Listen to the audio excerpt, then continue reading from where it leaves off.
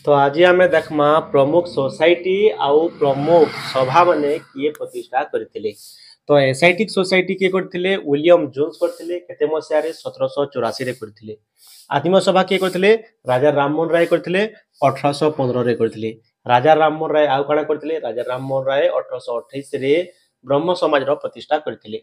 Santa Tattvabodhini सभा किए करथिले देवेंद्रनाथ टैगोर करथिले 1839 रे करथिले। परमहंस मंडली किए करथिले ददोबा पांडुरंग करथिले 1849 रे करथिले।